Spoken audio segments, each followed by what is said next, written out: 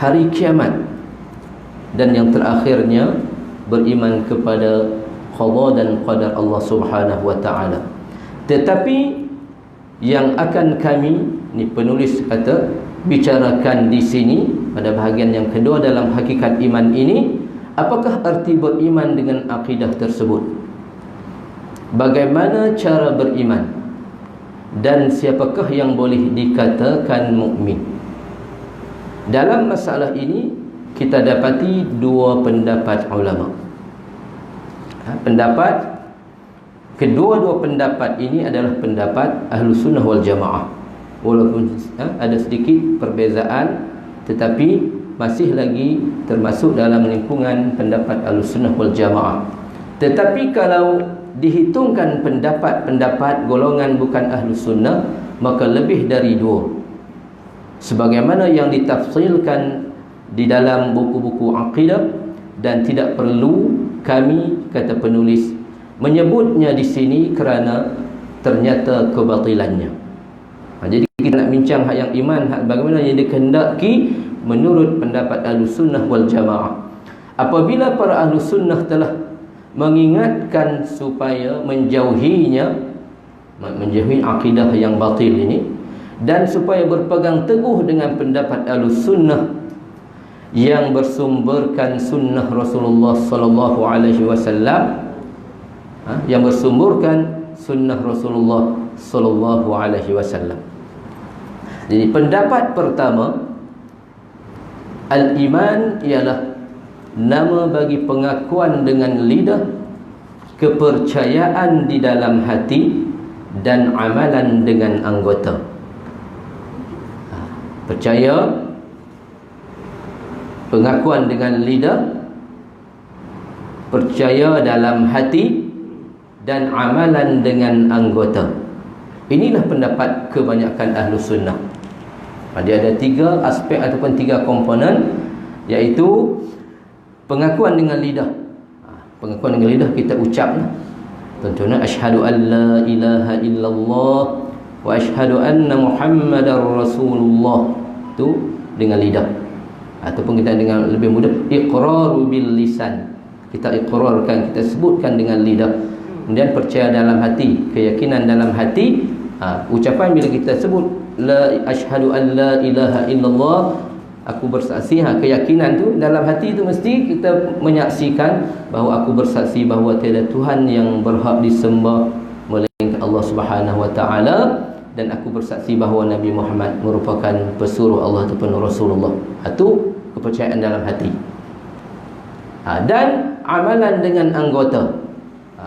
Kita laksanakan tuntutan yang diperintahkan oleh Allah Subhanahu wa taala. Sebab itulah dalam surah Al-Asr contohnya, wal 'asr, Allah Taala sebut innal insana lafi khusr illa alladhina amanu wa 'amilus solihat. Wal 'asr, kata Allah Subhanahu wa taala, demi masa sesungguhnya semua manusia, innal insa, sesungguhnya manusia itu berada dalam kerugian. Kemudian Allah Taala datangkan al-istisna, siapa yang tidak rugi.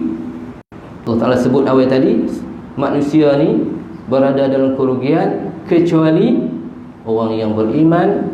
Beriman tadi, ucap dua kalimah syahadah, iqrar dengan lidah, yakin dalam hati, kemudian wa'amilus solihat, dan beramal dengan amalan soleh, dengan anggota. Sebab itu dalam sebagaimana yang saya sebut pada tuan-tuan sebelum ni, dalam rukun Islam yang 5 perkara itu, yang pertama sekali ialah mengucap dua kalimah syahadah. Yakin, iqrar, kemudian yakin, kemudian rukun Islam yang kedua, ketiga, keempat dan kelima dalam bentuk amalan. Amalan dengan anggota, bil jawarih, al-a'malu bil jawarih, al-amalu bil jawarih, beramal dengan anggota kita dalam bentuk perbuatan. Okey, inilah pendapat kebanyakan Ahlus Sunnah. Pendapat Ahlus Sunnah. Berkata Ibnul Qayyim, saya bersaksi terhadap mereka bahawa iman manusia ialah perkataan dan perbuatan, kemudian keyakinan dalam hati. Yang utama sekali itu Lagi kita akan masuk pendapat yang kedua. Iqrar dengan lidah, dia yakin dalam hati. Bila dua benda tu, macam kita mengucap dua kalimah syahadah, ucap dua kalimah syahadah, maka dah dikira dah sebagai orang yang beriman. Tapi nak sempurna lagi tu, dia kena laksanakan. Itu. Okey. Berkata Imam Asy-Syafi'i dalam kitab telah bersepakat, kata yakni ijma' oleh para sahabat, tabi'in dan mereka yang sempat kami menemui, mengatakan iman ialah perkataan dengan lidah, beramal dengan anggota dan niat dalam hati.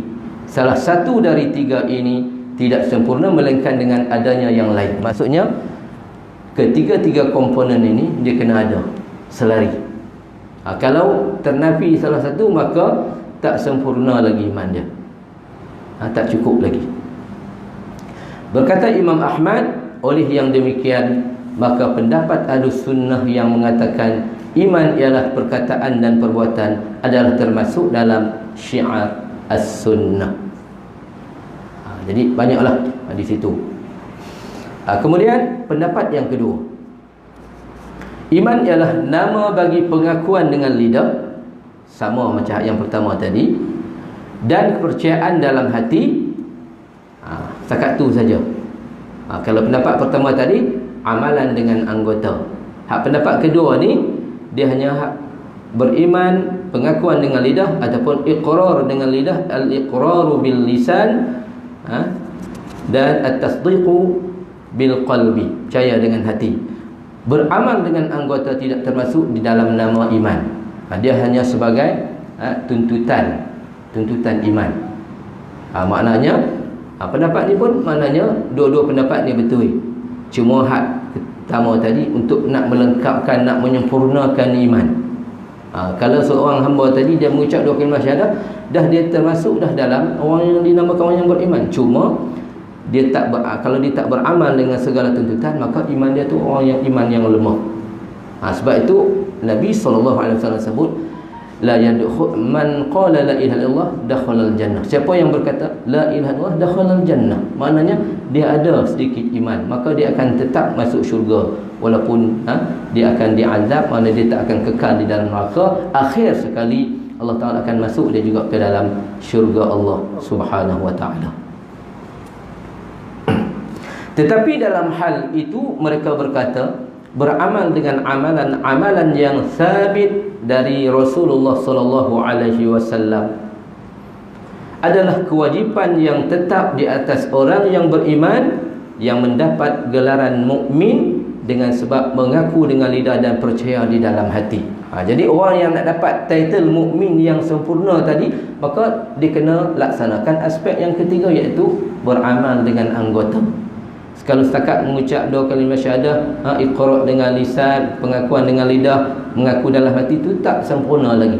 Sebab tuntutan yang diperintahkan oleh Allah, kewajipan yang diperintahkan oleh Allah, larangan yang diperintahkan oleh Allah tu, maknanya kita kena jauhi. Barulah dinamakan betul-betul seorang mukmin.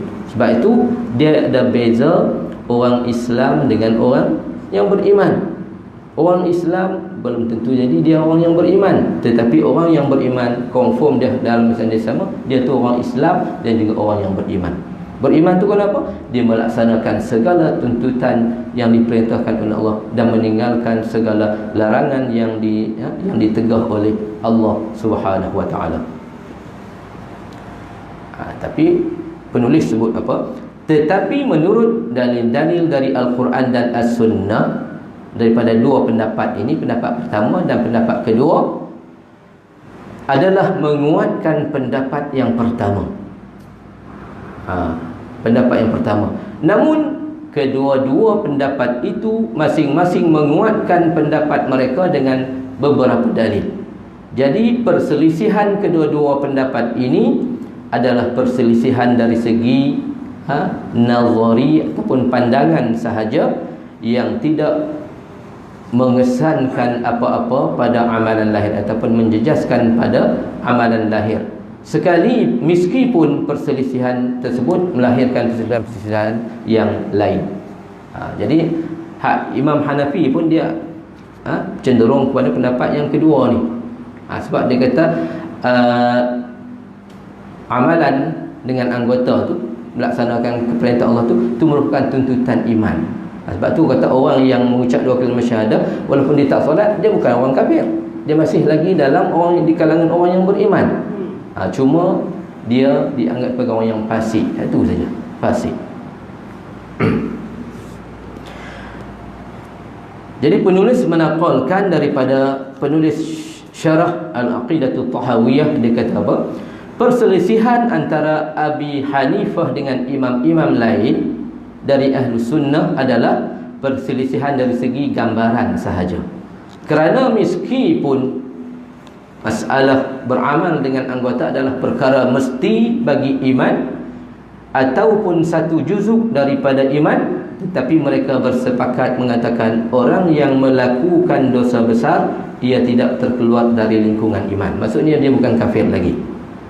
Sebab ada pendapat ni yang terkeluar daripada Islam, kata orang yang melakukan dosa besar dia kafir. Itu terkeluar daripada pendapat Ahlussunnah wal Jamaah. Macam kita lah, orang yang jenis malas nak solat apa semua dia, dia tak kafir, dia berdosa besar. Selagi mana dia tak mengingkari kewajipan solat, tu saja. Atau ya, maksudnya contoh orang yang Allah Ta'ala kata aqimus salah, dirikanlah solat, dalam rukun Islam itulah, solat 5 waktu sehari semalam, mengeluarkan zakat, berpuasa di bulan Ramadan, mengerjakan haji. Dia tak buat tak benda tu, dia tak solat, dia tak puasa. Ni orang yang fasik. Fasik, dia masih lagi tidak terkeluar daripada Islam, cuma dia fasik, berdosa besar lah. Selagi mana dia tidak mengingkari kewajipan tersebut. Kalau dia kata solat apa dah, solat bukan wajib, pada ketika tu barulah dia kafir. Okey.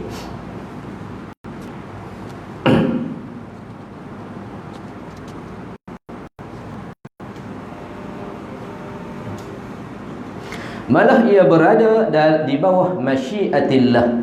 Jika ia menghendaki menyeksanya, nescaya ia menyeksanya, dan jika ia menghendaki memaafkannya, nescaya ia memaafkannya. Ini orang yang tak laksanakan perintah Allah.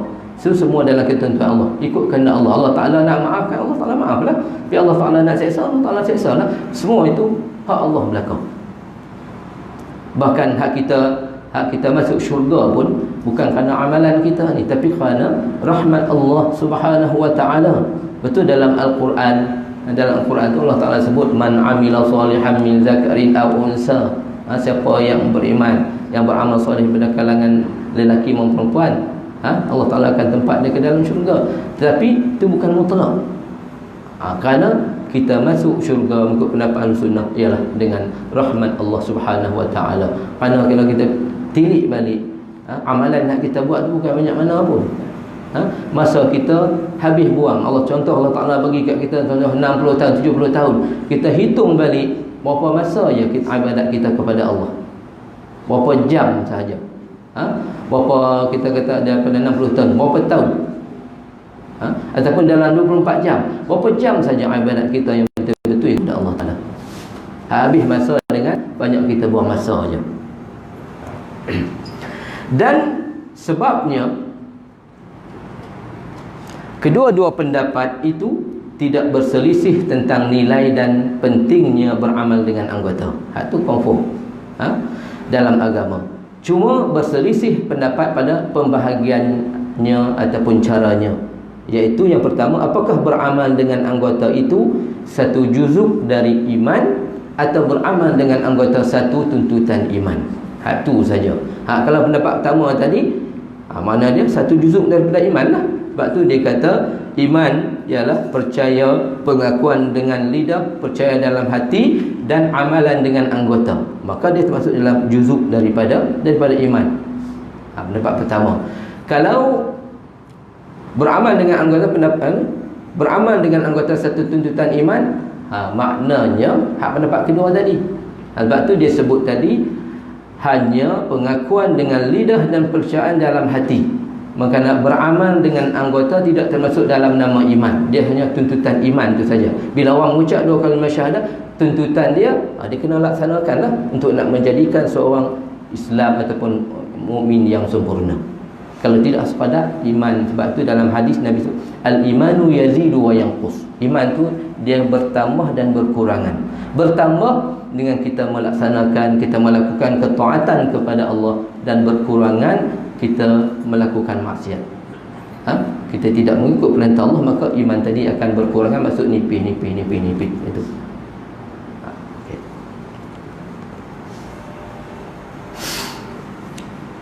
Kemudian mereka bersepakat, siapa yang mengaku dengan lidahnya, ini pendapat pendapat kedua dengan pendapat pertama dengan pendapat kedua daripada ahli sunnah ni. Siapa yang mengaku dengan lidahnya pada zahir tetapi mendustai di dalam hatinya, tidak termasuk di dalam lingkungan nama iman.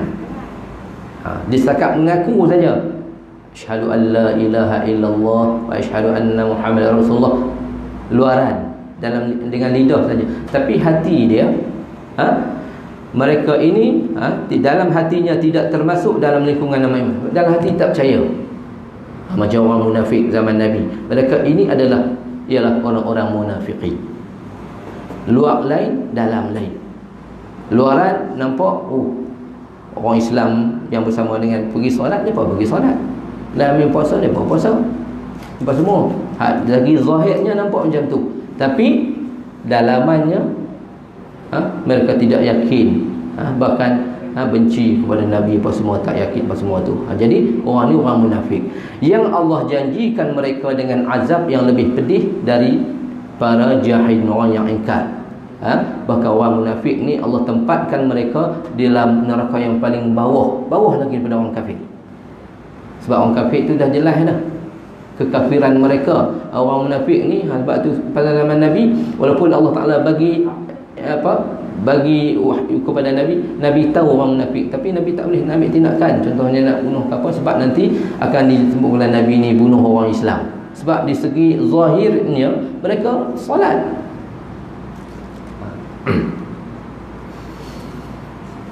Mereka bersepakat, yang ketiga mengatakan mengetahui dan kepercayaan dalam hati belum mencukupi untuk mencapai iman, malah mesti disertai dengan pengakuan dengan lidah. Kalau dalam untuk percaya dalam hati terbalik pula. Tadi percaya dengan pengakuan dengan lidah, tapi tak percaya dalam hati, munafik. Yang kedua ni, mereka maksud pendapat pertama dengan pendapat kedua bersepakat mengetahui dan kepercayaan bahawa mengatakan mengetahui dan kepercayaan di dalam hati belum mencukupi untuk mencapai iman, malah mesti disertai dengan pengakuan dengan lidah. Kerana Fir'aun dan kaumnya mengetahui kebenaran Nabi Musa dan Harun alaihi wassalam, tetapi mereka tetap menjadi kafir. Sebagaimana firman Allah, qala laqad alimta ma anzala haula'i illa rabbus samawati wal ardi basair. Nabi Musa menjawab kepada Fir'aun, sesungguhnya engkau telah mengetahui bahawa tiada yang menurunkan mukjizat yang 9 perkara itu kecuali Tuhan yang memelihara langit dan bumi sebagai bukti-bukti yang nyata. Tak percaya Allah Ta'ala apa bagi mukjizat yang sebut dalam Quran, 9 mukjizat yang Allah Ta'ala kurniakan kepada Nabi Musa. Antaranya tu utus belalang untuk musnahkan tanaman, apa tu, at-tafani', katak, apa semua tu ni, air jadi darah merah macam darah. Itu ayat 9. Dah lagi lah dalam ayat tu. Dan firman Allah, wajahadu biha wastaiqanatha anfusuhum zulman wa 'uluwa fanzur kaifa kana aqibatul mufsidin. Dan mereka, yakni Fir'aun dan kaumnya, mengingkari mukjizat-mukjizat yang diberi kepada Nabi Musa kerana kezaliman dan kesombongan mereka, padahal hati mereka meyakini kebenaran mukjizat yang Allah Ta'ala beri kepada Nabi Musa tu, maka perhatikanlah betapa kesudahan orang-orang yang berbuat kebinasaan. Itu sebagai ibrah, pengajaran.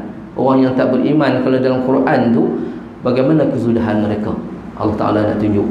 Sebab itu di antara asbab nuzul Al-Quran tu, dia ada yang disebut antaranya ada al-asbab dia. Contohnya sahabat tanya kepada Nabi tentang satu masalah, Nabi akan tunggu wahyu, baru akan Nabi jawab, menyelesaikan masalah. Ada juga di antara ayat Quran yang Allah turunkan untuk sebagai pengajaran. Cerita macam ni lah ni, cerita Fir'aun, cerita Nabi Musa dan Fir'aun, cerita Nabi kita dan kaum musyrikin, cerita Nabi Ibrahim dan kaumnya. Bagaimana kesudahan mereka-mereka yang tidak beriman, supaya kita ambil pengajaran. Kamu tak beriman, tak apa, tapi kesudahan kamu di mana? Para ahli kitab mengetahui dan mengenali Nabi Muhammad sallallahu alaihi wasallam, tetapi tidak beriman kepadanya. Bahkan Allah Ta'ala berfirman, allazina atainahumul kitaba ya'rifunahu kama ya'rifuna abna'ahum alladzina khasiru anfusahum fahum la yu'minun. Orang-orang Yahudi dan Nasrani yang kami berikan kitab kepada mereka, bahkan orang musyrikin Mekah pada ketika itu, mereka mengenal Nabi Muhammad sallallahu alaihi wasallam seperti mereka mengenal anak-anak mereka sendiri, bahkan lebih mengenali Nabi daripada anak-anak mereka sendiri. Orang-orang yang merugikan diri mereka itulah tidak beriman kepada Allah Subhanahu wa taala. Tahu kebenaran Nabi, percaya dekat Nabi di segi zahirnya, di segi sengat sebelum Nabi dilantik menjadi rasul, Nabi dikenali dengan Al-Amin. Percaya kalau mereka nak bermusafir, mereka tinggal barang-barang mereka kepada Nabi. Percaya dekat Nabi. Tapi bila sampai Nabi dilantik menjadi rasul, Nabi menyampaikan dakwah suruh beriman, menyembah Allah, mentauhidkan Allah, jangan menyembah selain daripada Allah, mereka mengingkari.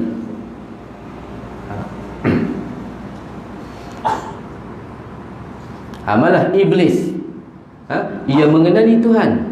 Iblis sebelum itu muka orang yang kuat ibadat dalam syurga, tetapi ia adalah permulaan orang-orang kafir kerana keegoan untuk nak memberi penghormatan kepada Nabi Adam di atas sangkaan dia tu, yang dia tu lebih afdal daripada, lebih baik daripada Nabi Adam.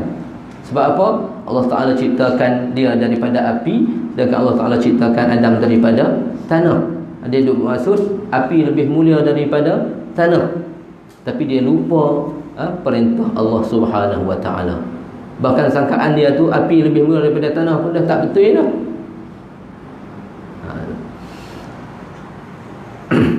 Jadi para ahli sunnah telah ittifaq bahawa seorang mukmin yang dihukum termasuk dalam golongan ahlul qiblah dan tidak akan berkekalan dalam neraka.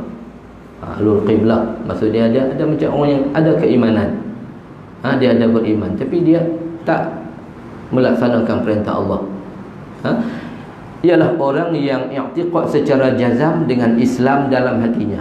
Dia mengucap 2 kalimah syahadah, cuma dia tak laksanakan perintah Allah. Dia masih lagi dikira sebagai ahlul qiblah, orang yang beriman, cuma iman tak kuat, iman tak sempurna. Sebab tu dia kata tidak akan berkekalan di dalam neraka.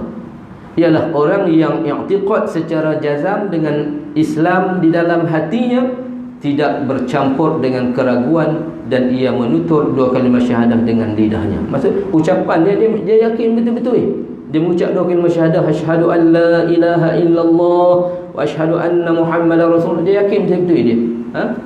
Bahawa dia bersaksi, yakin bahawa tidak ada Tuhan yang disembah melainkan Allah, dan Nabi Muhammad merupakan pesuruh Allah. Dia yakin 100%. Cuma dia tak laksanakan perintah Allah saja. Maka orang yang sebegini, sebagaimana saya sebut, dia orang yang fasik. Maka orang yang fasik ini dia tak akan kekal dalam neraka. Akhirnya Allah Ta'ala akan keluar juga daripada neraka dan masuk dia ke dalam syurga. Tetapi jika memadai dengan salah satu dari dua perkara itu, ia tidaklah termasuk dalam golongan ahli qiblah dari asalnya. Maksudnya kalau dia hanya sekadar pengakuan dengan lidah saja, tapi dalam hati tak ada, ataupun sebaliknya tadi, dalam hati dia yakin tapi dengan lidah dia tak percaya, dia tak percaya dengan ni. Dia sekadar dalam hati dia percaya betul, tapi dengan pengakuan dengan lidah dia tak terpakai juga. Kecuali mereka yang tidak boleh menutur dengan lidahnya dengan sebab yang tidak dapat diatasi, seperti tidak boleh bertutur kerana kecacatan pada lidah. Maksudnya orang pekak, orang bisu lah, dia nak tutur macam mana tak bunyi suara pun. Hak tu ma'zur, pengecualian. Dia cukuplah dalam hati dia, keyakinan dalam hati. Nak suruh nak tutup apa tak bunyi juga. Itu. Atau tidak berpeluang baginya menutur kerana segera mati, atau kerana dipaksa supaya tidak menutur. Maka ini masih dikira lagi sebagai orang yang beriman. Dan Ahlussunnah telah ittifaq mengatakan bahawa Allah menghendaki perkataan dan perbuatan dari hamba. Maksud perkataan itu ialah ucapan di dalam hati, iaitu mempercayai, percayai, dan ucapan di lidah, iaitu pengakuan. Cuma mereka berselisih pendapat tentang kandungan kalimah iman ini. Ada yang berpendapat bahawa kepercayaan hati dan perbuatan termasuk dalam makna kalimah iman. Dia mesti kena ada dengan disertai dengan perbuatan juga. Kalau tidak, tak termasuk. Ini berselisih di situlah. Dan ada yang berpendapat bahawa iman mengandungi kepercayaan sahaja, manakala perbuatan adalah tuntutan iman dan natijah yang lahir dari iman. Ini bagaimana pendapat Imam Hanafi. Ala kulli hal, kedua-dua pendapat itu dia ada sedikit perbezaan, tapi masih lagi dalam lingkungan pendapat Ahlussunnah wal Jamaah. Mereka ittifaq bahawa seorang hamba yang mempercayai di dalam hatinya dan menutur dengan lidahnya, tetapi tidak mau beramal dengan anggota, maka ia menderhakai Allah. Saya sebut tadi orang fasik tadi, dan Rasulnya, dan berhaklah ia menerima siksa yang dijanji oleh Allah dan Rasulnya, tapi tak akan kekal dalam neraka. Allah Ta'ala azab dulu, bila habis tempoh dia, maka akan dikeluarkan. Akan dikeluarkan dan akan dimasukkan ke dalam syurga. Kemudian mereka ittifaq mengatakan Muslim yang melakukan dosa besar tidaklah menjadi kafir. Orang yang laku dosa besar, tak solat, dosa besar. Tak puasa di bulan Ramadan, tak apa, dosa besar. Bukan hanya kita sebut sebagai mencuri, minum arak, berjudi saja dosa besar. Tak melaksanakan tuntutan perintah Allah tu juga berdosa besar. Tak menutup aurat, dosa besar. Itu. Jadi orang yang melakukan dosa tadi tidaklah menjadi kafir, sekalipun ia mati sebelum bertaubat, selama ia tidak mengatakan dosa besar itu halal. Contohnya macam tadi dah, dia mengingkari puasa. Dia puasa buat apa, buat penat saja, bukan wajib pun.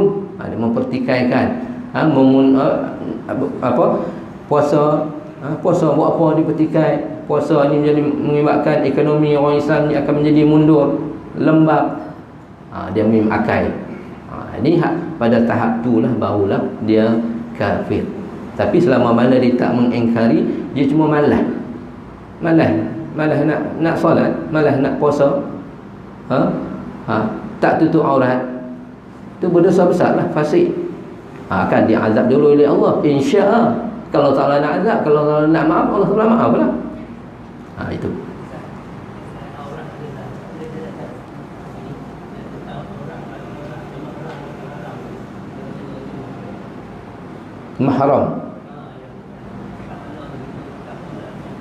Mahram dengan mahram. Mahram maksudnya tak boleh kahwin. Aurat dia, aurat mahram, contohnya aurat anak dengan ayah, anak lelaki, anak perempuan dengan ayah, anak lelaki dengan mak. Aurat dia, hak aurat yang ni lah, tutup yang berat aja lah. Tahu aurat yang berat? Tahu kan? Orang yang berat. Tak apalah kalau macam duduk di rumah anak tadi, ataupun adik dengan abang. Adik dengan abang. Adik perempuan dengan abang lelaki, ataupun adik lelaki dengan kakak perempuan.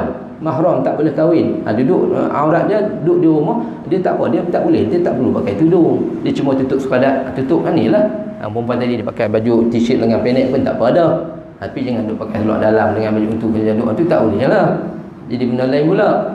Sepadat aurat yang apa? Yang besar, yang berat itu saja.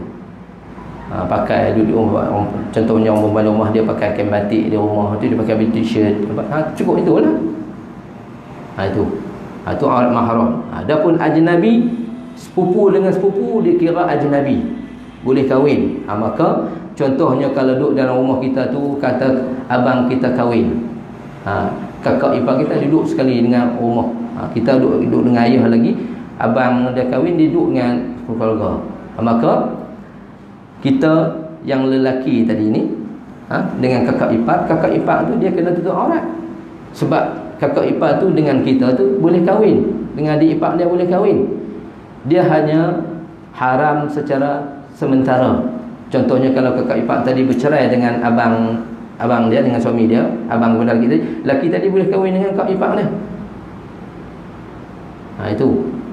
Ataupun mak menakan, contohnya nak menakan dengan bapa saudara tu, ataupun dengan mak saudara dia. Contoh anak perempuan lelaki, si Ahmad dengan Ali. Okey, Ahmad dengan Ali ni dua beradik. Ali dia berkahwin, Ahmad berkahwin. Bila dapat berkahwin, dapat anak, maka anak tadi, anak Ahmad ni anak menakan kepada Ali.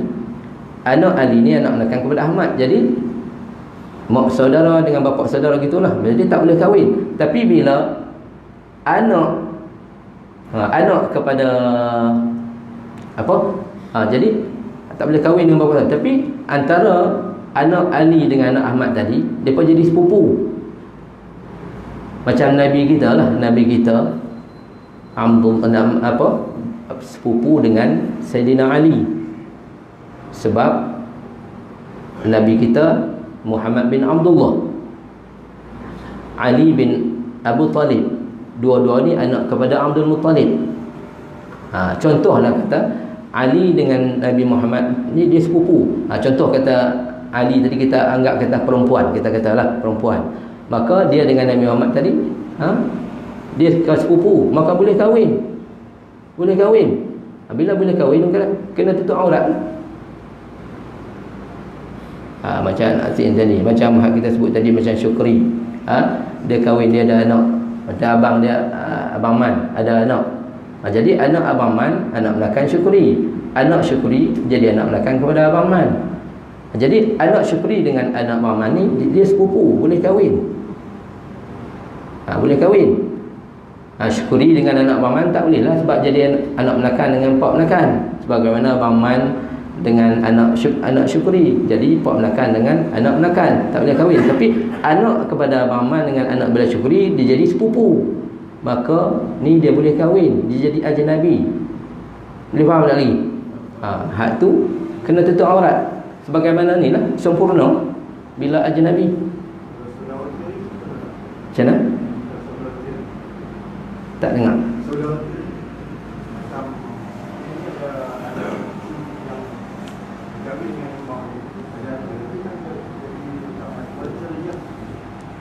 Adik tiri, anak orang lain. Tapi kalau dah besar dah tu, boleh ni tu, boleh kahwin tu. Boleh kahwin, sebab dia ni saja. Dia kawan ajnabi. Okey.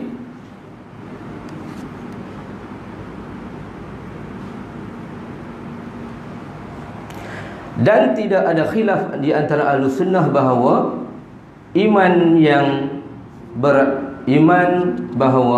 al-iman yang bererti percaya dalam hati, mengaku dengan lidah dan beramal dengan anggota, bila dipandang dari sudut pahala di sisi Allah dan dari segi berhak memasuki syurga dan neraka. Tetapi bila dipandang dari segi hukum dunia, maka iman ialah mengaku dengan lidah dan menutur dengan dua kalimah syahadah. Maka siapa yang mengaku dengan dua kalimah syahadah, maka berlakulah ke atasnya hukuman di dunia ini. Berarti ia dituntut mengamalkan tuntutan dua kalimah syahadah itu. Maksud dia, bila seorang tadi mengucap dua kalimah syahadah, maka dituntut dia melaksanakan tuntutan dua kalimah syahadah itu. Selepas itu contohnya dalam rukun Islam, tuntutan bila mengucap dua kalimah syahadah, dia kenalah melaksanakan segala perintah Allah, dia kenalah tinggalkan segala larangan Allah Subhanahu wa taala, menunaikan haknya, dan ia tidak dihukum kafir kecuali bila ia mengucap atau beramal dengan perkara yang membatalkan dua kalimah syahadah itu.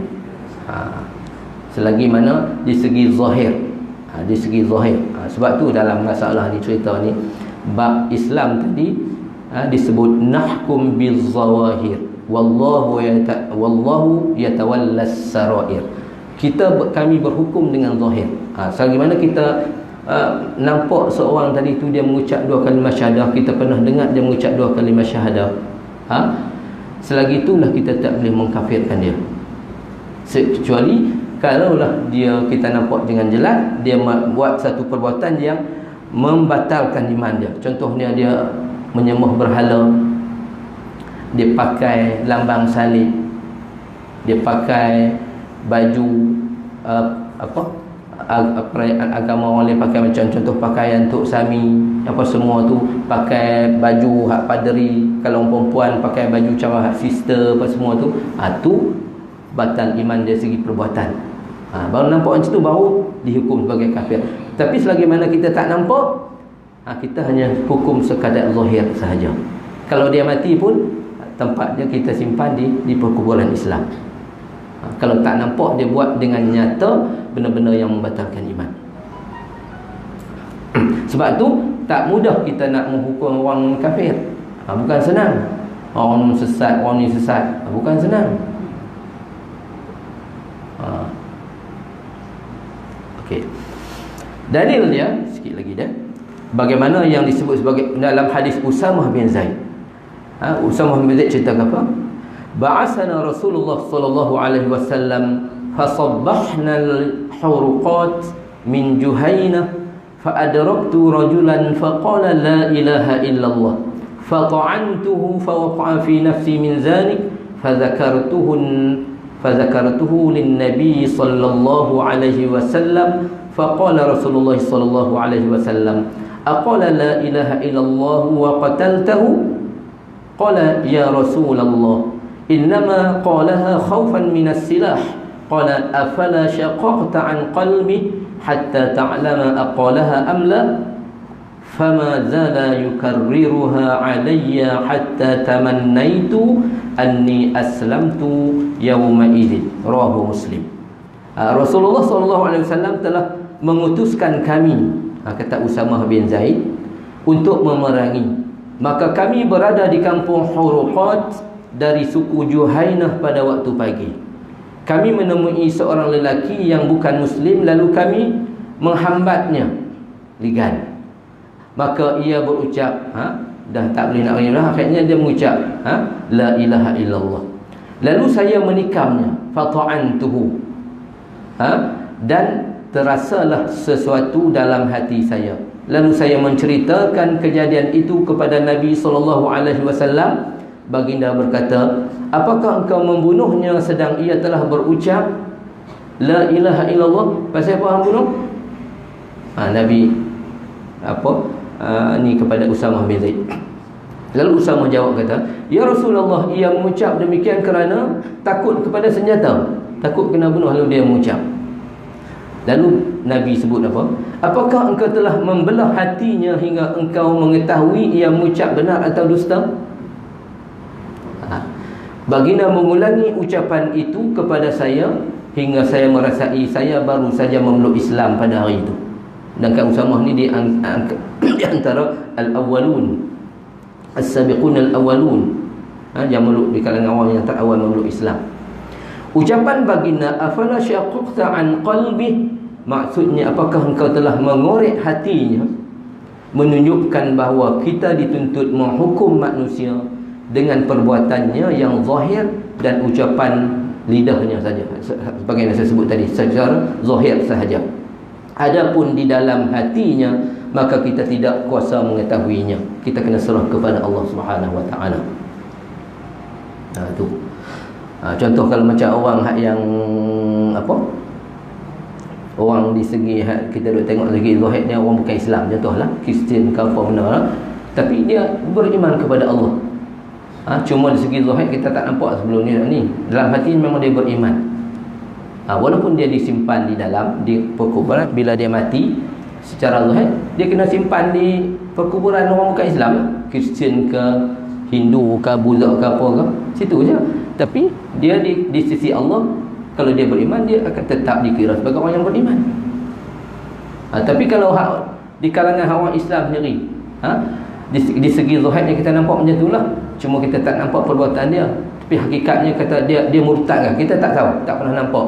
Bila dia mati, maka disimpan di perkuburan Islam, tapi hakikat sebenarnya dia tu bukan Islam. Maka hak tu Allah kerja Allah Ta'ala. Kita sebagai orang Islam ini hanya kita melihat pada zahirnya sahaja.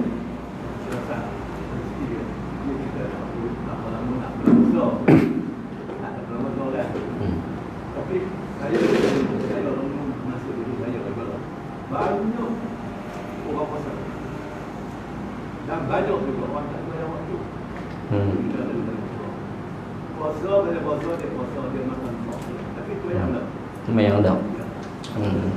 Nak kira macam mana? Okey. Kita pergi kepada asas. Ibadat paling penting dalam Islam iaitu solat. Sebab tu Nabi SAW sebut as-salatu imaduddin. Solat itu tiang agama. Mana dia asas lah. Kalau berumah dia kena ada tiang, tak ada tiang tak boleh buat rumah. Asas dia. Faman aqamaha faqad aqamad-din. Siapa yang mendirikan solat, maka dia mendirikan agama. Wa man tarakaha faqad tarakad-din ataupun hadamad-din. Siapa yang tinggalkan solat, maka dia meruntuhkan agama dia. Sebab tu dari akhirat nanti pun awwalu ma yuhasabul 'abdu yaumal qiyamah as-salah. Awal-awal sekali yang akan dihitung, akan ditanya, akan disoal berkaitan dengan solat. Kalau lulus solat, maka lulus dah yang lain. Kalau solat tak lulus, gagal. Begitulah juga di sini. Solat tak pernah tapi duk buat amalan ni, maka amalan itu tertolak. Maka hak asas dia tak buat. Macam orang duk buat hak sunat pulun, hak sunat, hak wajib tak buat, solat tak terima. Sebab apa? Hak solat, hak apa yang wajib itulah tu yang kena sempurnakan. Hak sunat ni dia hanya sebagai untuk kita nak menambah kelompangan, kekurangan hak yang wajib tu. Pihak wajib tak buat, duk ligan hak sunat, tak ada apa di sisi Allah Subhanahu Wa Taala. Ya? Tak kena. Wallahu ta'ala. Jadi kita akan sambung balik pada iman boleh bertambah dan menjadi kurang. Al-imanu yazidu wa yanqus. Sikitlah teman dengan hak yang saudara Idris sebut tadi. Faham mana kita tahu lah dah. Sibuk. Ma'zur lah, maafkan dia. Okey, tapi hari Khamis ni saya nak balik kampung dulu sekejap. Sebab tu plan lama dah. Pergi pagi tadi pun duk fikir tengah hari tadi, pukul 4 tadi pergi balai polis. Macam mana ni, nak luih tak luih ni. Pihak malam pertama dulu kita pergi dah. Balik hari Sabtu saya tiap-tiap minggu saya duduk balik kampung. Jadi bila jadi macam ni payahlah, sebab balik rumah ni kebetulan mak mentua pun duduk seorang. Jadi duduk balik tiap minggu. Tu ni kali ni dah tak boleh balik. Hari Sabtu balik tu, malam tu drive pergi dah. Drive malam tu pergi ni dah. Isi baru pergi alasan. Dia kata nak cek main lain nanti tak, sebab tarikh tak tahu lagi bila nak balik. Sebab kita ikut ni, kita plan dah hari Khamis ni lah. Sebab cuti di Bali 4 hari. Balik hari Isnin masuk balik. Tadi juga macam mana ni. Tak apa, pergi tadi alhamdulillah boleh. Boleh. Tapi fikir nak main balik pula tu. Nak kena sorat pergi balik polis ni pula. Pula tu. Tapi insya-Allah lah hari saya balik ni, hari Isnin insya-Allah saya masuk balik. Berkaitan dengan permintaan daripada Idris dan juga daripada rakan-rakan dia kata tentang masa ni PKP, lagipun sekolah saya pun sekolah dah tak pergi sekolah di rumah. Jadi dia minta supaya datang setiap pagi lah kalau boleh, masa datang setiap pagi kita baca Quran. Lepas ni subhanallah tak ada ni lah baca Quran nak bagi habis ni. Kalau boleh memang tak sampai habis lah, tapi tak apalah, sebanyak mungkin. Lepas subuh tu sekejap wirid secara ringkas, lepas tu kita baca 2 muka surat. Pukul 7 tu habis lah, setengah jam tu kita ambil, boleh lah dalam 2 muka surat. 2 muka surat. Kalau masih lagi berbaki, kita lajak lah, mungkin boleh 3 muka surat. Tapi paling kurang pun 2 muka surat sebelum pukul 7 tu, makna tu sekadar boleh lah insya-Allah. Jadi insya-Allah ni saya ni lah, sebab demi tak buah permintaan bab Quran punya pasal, tak apa, saya sanggup. Tapi saya minta tuan-tuan datang lah. Tapi kita akan mula pada minggu depan insya-Allah. Kita mula pada minggu depan. Selesai mana solat subuh, wirid secara ringkas, katalah habis subuh sampai 6.30, setengah jam tu kita baca Quran, tak ada lain dah, baca Quran insya-Allah lah. Setengah jam tu boleh lah 2 muka surat, insya-Allah. Lagipun tak lama dah insya-Allah lah ni. Tahun ni insya-Allah tahun yang terakhir saya di Langkawi ni insya-Allah. Jadi saya minta lah tuan-tuan tolong hadir lah, ambil lah sedikit manfaat. Bukan kata kita nak bangga kata ni kita ni hebat, tak. Semua orang dia ada kelebihan dan ada kekurangan. Tapi saya ada sedikit kelebihan yang Allah Ta'ala bagi, Quran. Jadi dan saya talaqi, masa saya mengaji dulu saya talaqi depan syekh-syekh Arab. Jadi sedikit sebanyak saya kongsi dengan tuan-tuan kepakaran yang ada saya sebut sedikit.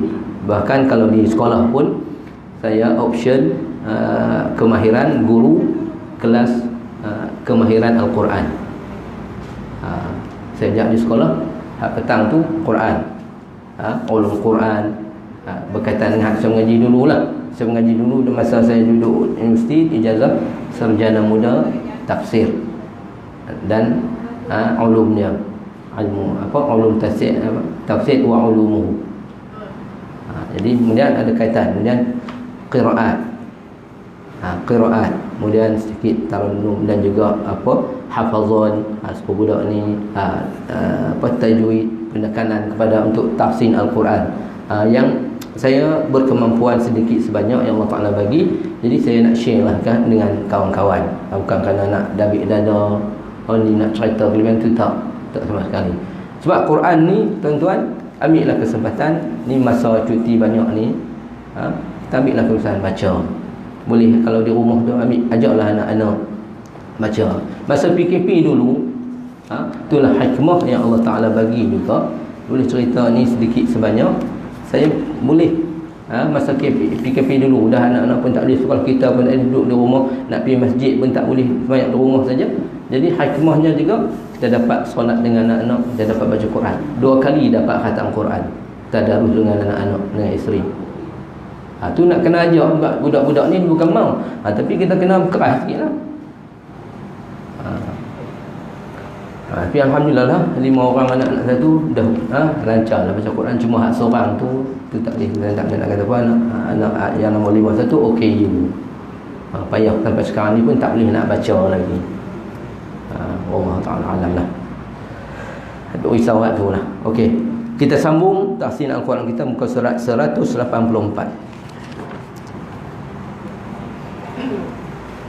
Bukan, silap ni. Okey, 200 muka surat apa? 201. Okey, betul. Surah Surah At-Taubah. Muka surat 201 ayat 87.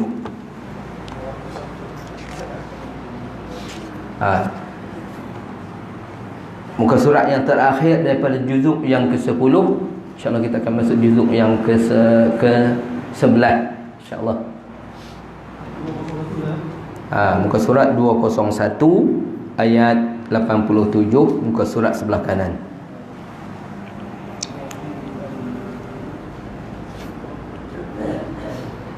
Surah At-Taubah ayat 87.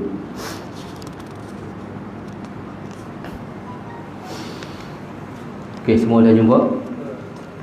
A'udzubillahi minasyaitonir rajim.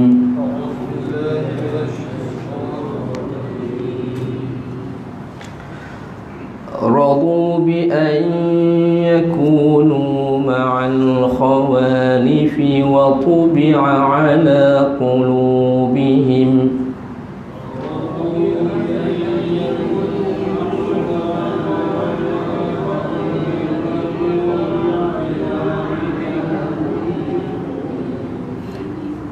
وطبع على قلوبهم فهم لا يفقهون.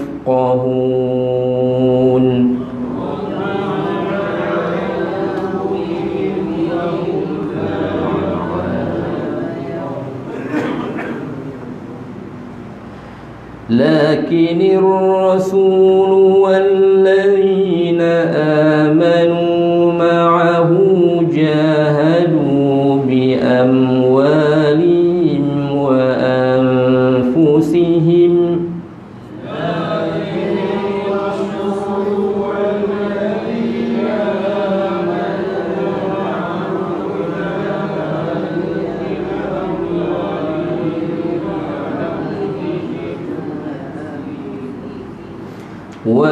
وأولئك لهم الخيرات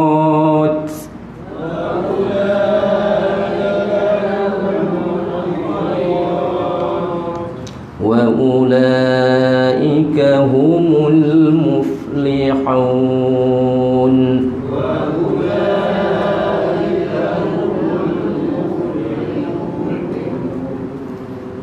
أعد الله لهم جنات تجري من تحتها الأنهار خالدين فيها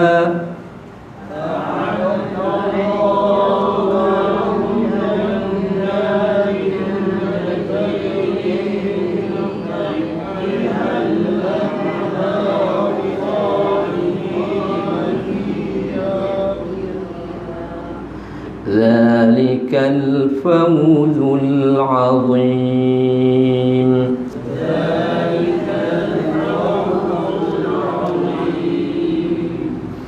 وجاء المعذرون من الأعراب ليؤذن لهم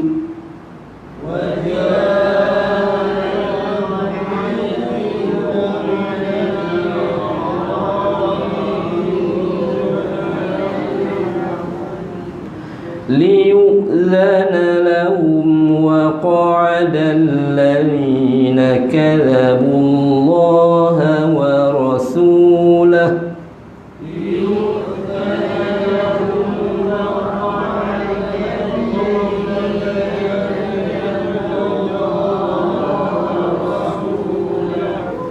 سيصيب الذين كفروا منهم عذاب أليم.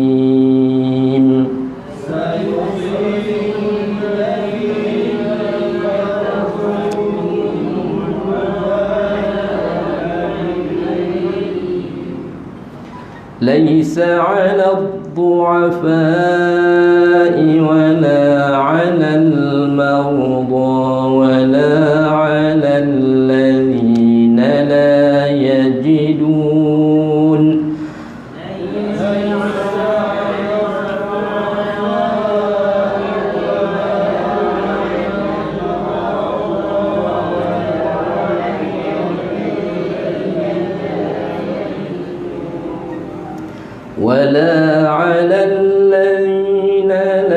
يجدون ما ينفقون lillahi wa rasulih.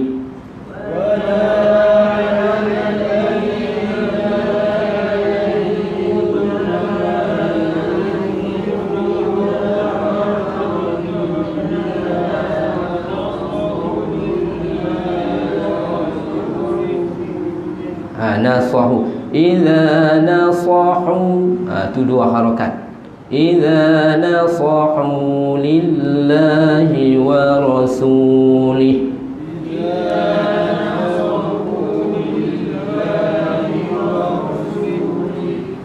Ma 'alal muhsinina min sabil.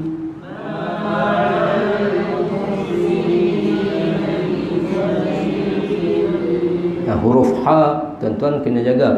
Ala ma 'alal muh ada ni rasa di halqum ni. Kalau muh saja confirm sifat hak tu tak betul. Ma 'alal muhsinina min sabil.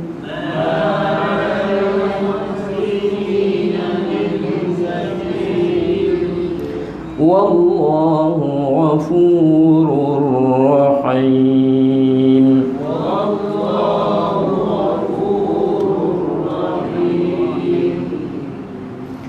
Wala 'alal ladzina idza ma atawka litahmilahum qulta la ajid.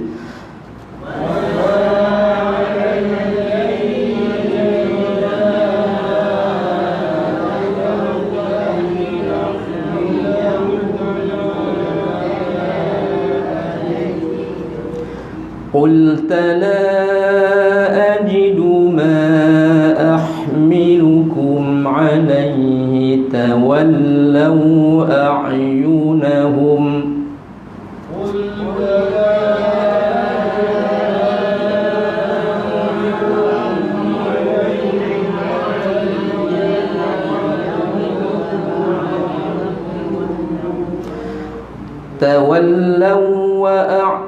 tawallaw wa tu dia tidak dengung dekat situ. Jangan kita baca tawallaw wa a'yunuhum, dia tak ada dengung situ, syaddah waw. Tawallaw wa a'yunuhum tafidu minad dam'i hazana.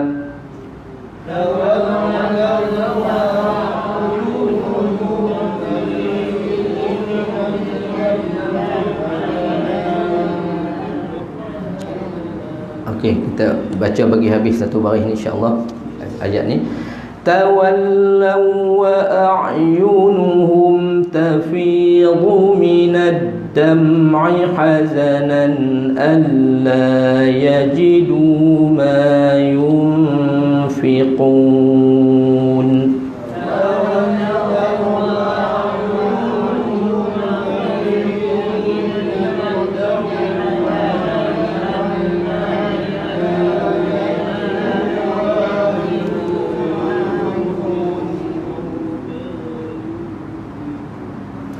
إنما السبيل على الذين يستأذنونك وهم أغنياء.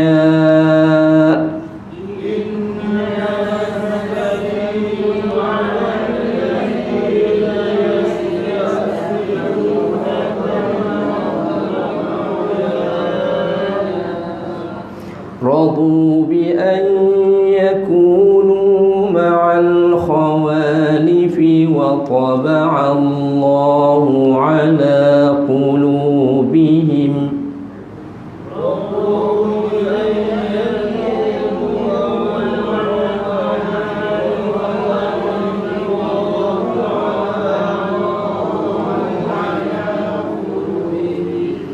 وطبع الله على قلوبهم فهم لا يعلمون.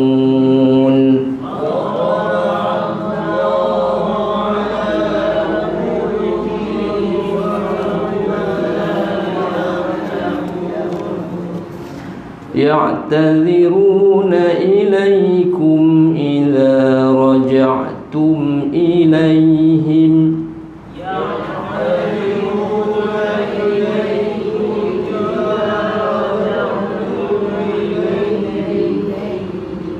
قل لا تعتذروا لن نؤمن لكم قل لا تعتذروا لن نؤمن لكم قد نبأنا الله من أخباركم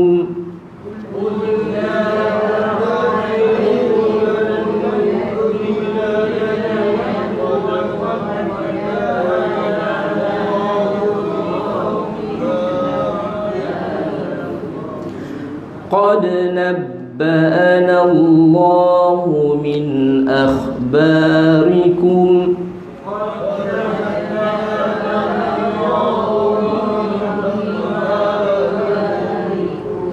وسيرى الله عملكم ورسوله ثم تردون إلى عالم الغيب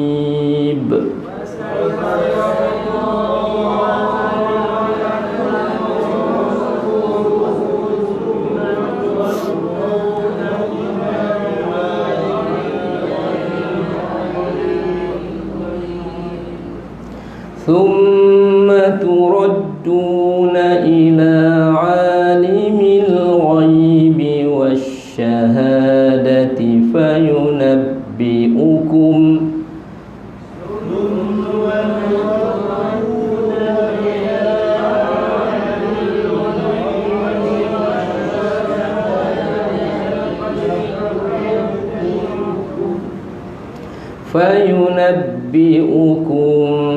بما كنتم تعملون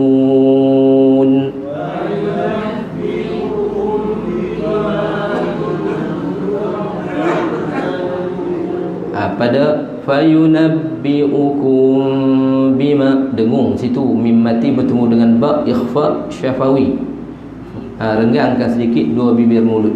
fayunabbi'ukum bima kuntum ta'malun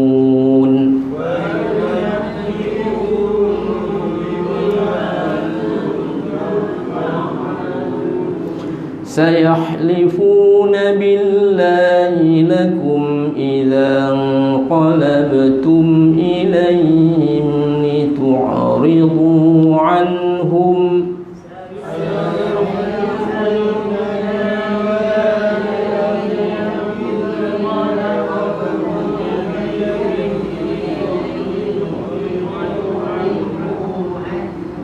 فأعرضوا عنهم إنهم رجس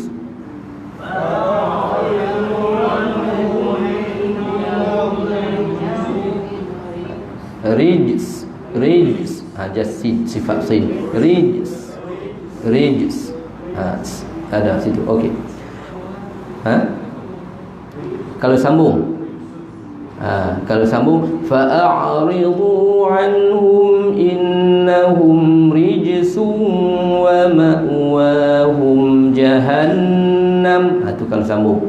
Okey, wa ma'wahum jahannam jazaa'an bima kanu yaksibun.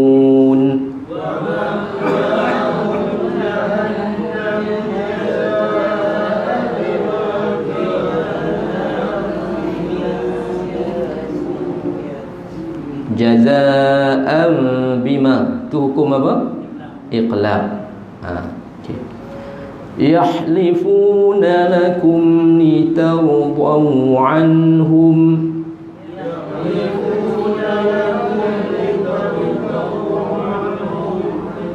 Litardaw dengan daw, litardaw anhum. فإن ترضوا عنهم فإن الله لا يرضى عن القوم الفاسقين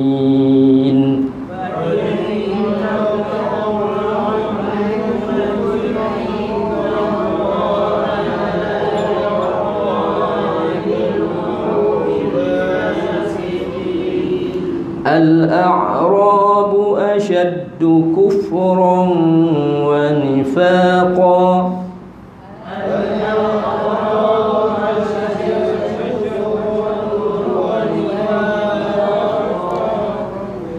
وأجدر ألا يعلموا حدود ما أنزل الله على رسوله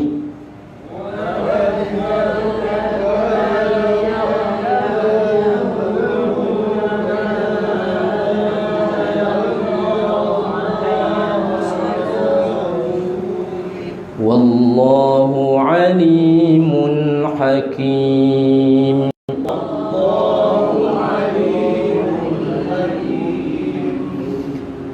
ومن الأعراب من يتخذ ما ينفق مغرما ويتربص بكم الدوائر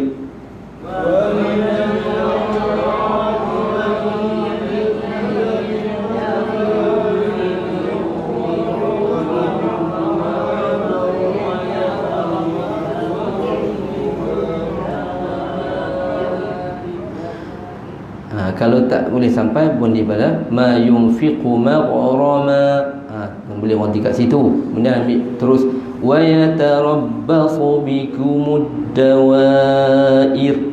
Okey, alaihim dairatus saw,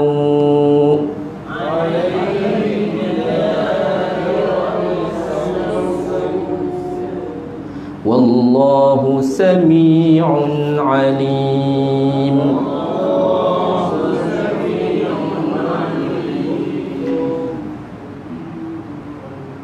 ومن الأعراب من يؤمن بالله واليوم الآخر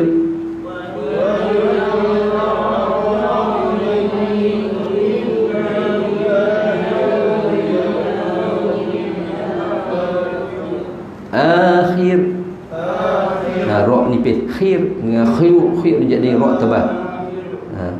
Wa yattakhidhu ma yunfiqu qurbatin 'inda Allahi wa salawatir rasul.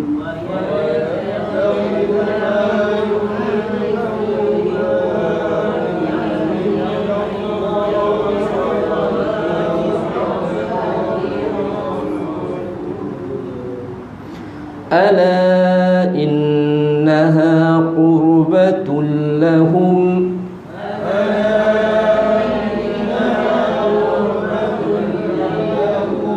قربة لهم.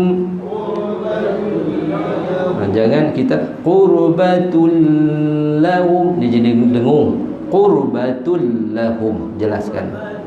Dia tak ada dengung kat situ. Sayudkhiluhumullahu fi rahmatih,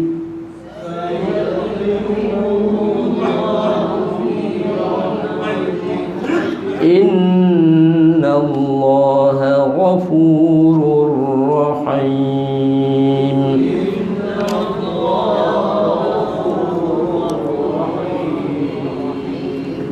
Sadaqallahul azim. Okey, kita tutup dengan tasbih kafarah dan suratul Asr. Subhanakallahumma wa bihamdika asyhadu an la ilaha illa anta astaghfiruka wa atubu ilaik. Bismillahirrahmanirrahim. Wal 'asr innal insana lafi khusr illa alladhina amanu wa 'amilus shalihat wa tawassaw bil haqq wa tawassaw bis sabr. Wallahu ta'ala a'lamu bihaqiqatil hal. InsyaAllah kita jumpa balik pada minggu depan insyaAllah.